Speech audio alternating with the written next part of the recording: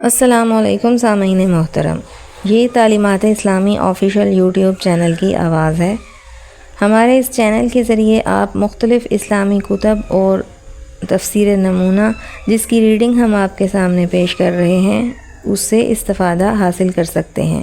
ہماری آپ سے گزارش ہے کہ ہمارے چینل کو سبسکرائب کریں، ویڈیو کو لائک کریں۔ شکریہ۔ اعوذ باللہ من الشیطان الرجیم، بسم اللہ الرحمن الرحیم۔ رب اشرح لی صدری ویسر لی امری واحلل عقدۃ من لسانی یفقہوا قولی۔ تفسیر نمونہ کے اگلے لیسن کے ساتھ ہم حاضر ہیں۔ ریڈنگ کرتے ہوئے ہم صفحہ نمبر 85 پر پہنچے تھے، جہاں پر ہم سورہ بقرہ کی آیت نمبر 1، 2 اور 3 کی ریڈنگ کر رہے تھے۔ روح انسانی اور باقی حیوانات میں بہت فرق ہے۔ موت کے معنی نابود ہونا اور فنا ہونا نہیں، بلکہ یہ انسان کی تکمیل کا ایک مرحلہ ہے۔ یہ ایک وسیع تر جہان ہے، دیکھنے کے لیے ایک دریچہ ہے، جبکہ ایک مادی شخص اعتقاد رکھتا ہے کہ جہان ہستی اسی میں محدود ہے جسے ہم دیکھ رہے ہیں۔ جتنا علوم طبعی نے ہمارے لیے ثابت کیا ہے وہی کچھ کائنات ہے۔ قوانین طبیعت جبری قوانین کا ایک سلسلہ ہے جو بغیر کسی منصوبے کے ظاہر ہو گیا ہے۔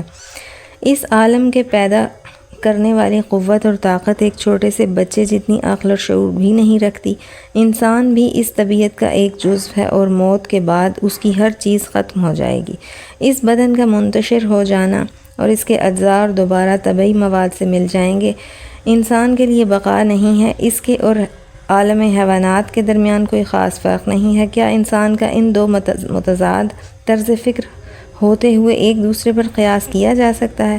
آیا معاشرے میں ان کا طرز زندگی اور طریقہ کار ایک جیسا ہو سکتا ہے؟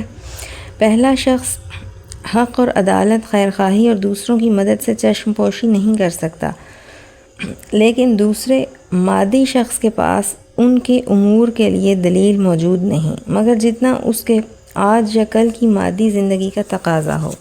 یہی وجہ ہے کہ مومنین کے درمیان سچا بھائی چارہ، پاکیزہ افہام و تفہیم اور تعاون ہوتا ہے، جبکہ جہان پر مادی فکر کے حامل شخص کی حکمرانی ہے، وہاں استعمار، خونریزی، غارت گری اور تاراجی ہے۔ کیا ایمان بالغیب سے مراد صرف ذات پروردگار پر ایمان لانا ہے، یا غیب یہاں ایک وسیع معنی رکھتا ہے، یعنی وحی، قیامت، فرشتے اور عالم حس سے ماورا سب کچھ اس کے مفہوم میں شامل ہیں؟ مفسرین کے درمیان اس سلسلے میں اختلاف ہے، لیکن ہم نے ابھی کہا کہ جہان ماورائے حس پر ایمان رکھنا مومنین اور کافرین پر نقطہ اختلاف اور علیحدگی کا سبب ہے۔ اس سے واضح ہوتا ہے کہ غیب یہاں ایک وسیع مفہوم رکھتا ہے۔ علاوہ ازیں آیت کی تعبیر بھی مطلق ہے اور اس میں کسی قسم کی کوئی قید موجود نہیں جو اسے کسی خاص معنی میں محدود کر دے۔ اب اگر ہم اہل بیت علیہم السلام کی بعض روایات میں دیکھتے ہیں کہ اس آیت میں غیب سے مراد امام غائب حضرت مہدی علیہ السلام لیے گئے ہیں، تو یہ بات ہماری گزشتہ گفتگو سے اختلاف نہیں رکھتی۔ امام مہدی علیہ السلام ہمارے عقیدے کی بنا پر زندہ و سلامت ہیں اور نگاہوں سے پوشیدہ ہیں۔ آیات کی تفسیر کے سلسلے کی روایات کے بہت سے نمونے آپ ملاحظہ کریں گے، زیادہ تر مخصوص مصادیق کے لیے بیان ہوئی ہیں، لیکن اس کا یہ مطلب نہیں کہ انہیں ان مصادیق میں محدود کر دیا گیا ہے، بلکہ مذکورہ روایات حقیقت میں ایمان بالغیب کی وسعت اور اس کے امام غائب تک کے شمول کو بیان کرتی ہیں۔ یہاں تک کہ کہا جا سکتا ہے کہ ایمان بالغیب ممکن ہے زمانے کے گزرنے کے ساتھ ساتھ نئے مصداق بھی پیدا کر دے۔ خدا سے رابطہ۔ پرہیزگاروں کی دوسری خصوصیت یہ ہے کہ وہ نماز قائم کرتے ہیں۔ یقیمون الصلاۃ۔ نماز خدا سے رابطے کی ایک رمز ہے۔ مومنین جو جہان ماورائے طبیعت تک رسائی حاصل کر چکے ہیں، نماز ان کا دائمی اور ہمیشگی رابطہ ہے، عظیم آفرینش سے برقرار رکھنے کا ذریعہ ہے۔ وہ صرف خدا کے سامنے سر تسلیم خم کرتے ہیں، وہ فقط جہان ہستی کے خالق کے سامنے جھکتے ہیں، لہٰذا بتوں کے سامنے خضوع کرنا اور ستمگروں کے سامنے جھکنا ان کی زندگی میں کیسے حائل ہو سکتا ہے؟ ایسا انسان احساس کرتا ہے کہ میں تمام مخلوقات سے آگے بڑھ گیا ہوں، اور جب اس مقام تک رسائی حاصل ہو گئی اور خدا سے گفتگو کروں، یہ احساس اس کی تربیت کے لیے بہترین عامل ہے۔ جو شخص روزانہ کم از کم 5 مرتبہ خدا کے سامنے کھڑا ہوتا ہے اور اس سے راز و نیاز کی باتیں کرتا ہے، اس کی فکر، اس کا عمل اور اس کی گفتار سب خدائی ہو جاتے ہیں، کس طرح ممکن ہے کہ وہ اس کی خواہش کے برخلاف قدم اٹھائے؟ لیکن اس کی شرط یہ ہے کہ درگاہ حق میں اس کا راز دینا دل و جان کے ساتھ ہو اور مکمل دل جمی کے ساتھ اس کی بارگاہ کا رخ کرے۔ نمبر 3، انسانوں سے رابطہ۔ مومنین وہ لوگ ہیں جو پروردگار کے ساتھ دائمی رابطے کے علاوہ خلق خدا سے بھی مسلسل رابطہ رکھتے ہیں۔ اس لیے قرآن ان کی تیسری خصوصیت یہ بیان کرتا ہے کہ ہم نے جو نعمتیں انہیں روزی کے طور پر عطا کی ہیں انہیں خرچ کرتے ہیں۔ وَمِمَّا رَزَقْنَاهُمْ يُنْفِقُونَ۔ یہ بات قابل توجہ ہے کہ قرآن یہ نہیں کہتا کہ من اموالہم ينفقون کہ اپنے مال میں سے خرچ کرتے ہیں، بلکہ کہتا ہے مما رزقناہم، جو ہم نے انہیں رزق دیا ہے۔ اس طرح مسئلہ انفاق اور خرچ کرنے کو عمومیت دے دی گئی ہے، گویا اس میں خدا کی مادی اور معنوی سب عنایتیں شامل ہیں۔ اس بنا پر پرہیزگار وہ ہیں جو نہ صرف اپنا مال بلکہ علم و عقل، دانش جسمانی قوتیں، مقام اور منصب، اجتماعی غرض، اپنا ہر قسم کا سرمایہ صاحبان حاجت پر خرچ کرتے ہیں اور اس خواہش کے بغیر کہ ان لوگوں سے اس کا کچھ عوض ملے گا۔ ایک نکتہ یہ بھی ہے کہ انفاق اور خرچ کرنا جہان آفرینش کا ایک عمومی قانون ہے۔ یہ قانون خاص طور پر موجودات زندہ میں نظر آتا ہے۔ مثلا انسان کا دل صرف اپنے لیے کام نہیں کرتا بلکہ اس کے پاس جو کچھ ہے وہ بدن کے تمام خلیوں پر خرچ کرتا ہے۔ مغز، جگر اور بدن انسانی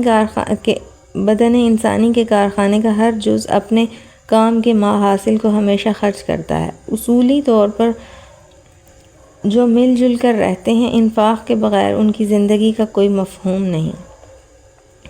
دوسرے انسانوں سے رابطہ در حقیقت خدا سے ربط تعلق کا نتیجہ ہے۔ جس انسان کا خدا سے تعلق ہے اور جو مما رزقناہم کے مطابق روزی کو خدا کی عطا سمجھتا ہے، اسے اپنی پیدا کردہ نہیں سمجھتا بلکہ خدا تعالیٰ کا عطیہ سمجھتا ہے۔ یہ سمجھتا ہے کہ سب کچھ چند دن کے لیے اس کے پاس بطور امانت ہے۔ وہ انفاق اور بخشش سے تکلیف نہیں بلکہ راحت محسوس کرے گا، کیونکہ اس نے خدا کی عطا خدا کے بندوں کو دی ہے، البتہ اس کے مادی اور معنوی نتائج اور برکات خود حاصل کیے ہیں۔ یہ طرز فکر روح انسانی کو بخل اور حسد سے پاک کر دیتا ہے اور تنازع کی دنیا کو تعاون کی دنیا میں بدل دیتا ہے، ایسی دنیا کو جس میں ہر شخص اپنے آپ کو مقروض سمجھتے ہوئے وہ نعمات جو اس کے پاس ہیں حاجت مندوں کے سپرد کر دیتا ہے۔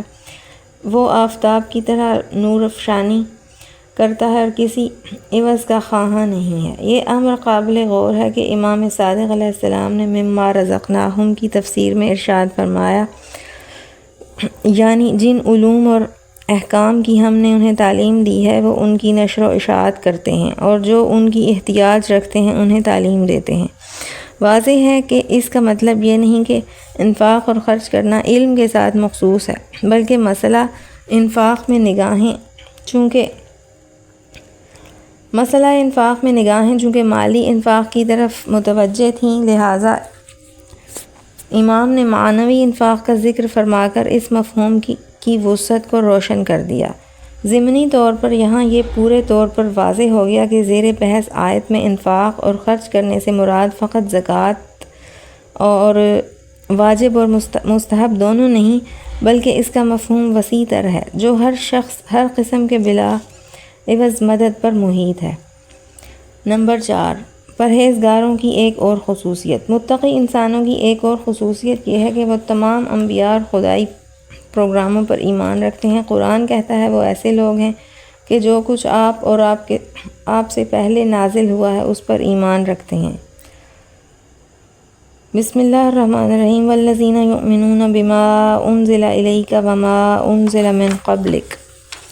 اس لحاظ سے قرآن نہ صرف یہ کہ اصول و اساس کی نظر سے دعوت انبیاء میں اختلاف نہیں سمجھتا بلکہ انہیں ایک ایسا معلم اور مربی سمجھتا ہے جن میں سے ہر کوئی جہان انسانیت کی عظیم درسگاہ میں انسانوں کی تکمیل کے لیے قدم بڑھاتا ہے۔